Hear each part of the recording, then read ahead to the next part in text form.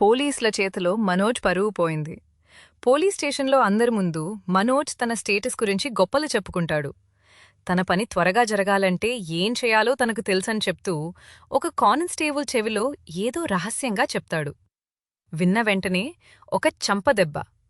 అక్కడితో ఆగదు. ఇంకో కానిస్టేబుల్ వింటాడు, మరొక చంపదెబ్బ. మూడో కానిస్టేబుల్ వింటాడు, ఇంకో చంపదెబ్బ. రోహిణి షాక్ అవుతుంది. బాలు మాత్రం పక్కనే నిలబడి ఆనందం ఆనందం ఆయే అంటూ నవ్వుకుంటూ ఉంటాడు. ఇంటికి వచ్చిన తర్వాత కూడా విషయం బయటపడుతుంది. విషయం విన్న సత్యం కూడా కోపంతో మనోజ్ని చెంపదెబ్బ కొడతాడు. పోలీసులు కొట్టాడు, నాన్న కూడా కొట్టాడు. అసలు మనోజ్ అంత దారుణంగా ఏమన్నాడు? మీ అభిప్రాయం ప్రకారం మనోజ్ పోలీస్ చెవిలో ఏమని ఉండొచ్చు? వీడియో నచ్చితే లైక్ చేయండి. ఛానల్ సబ్స్క్రైబ్ చేయండి. మీ అభిప్రాయాలు కమెంట్లో చెప్పండి.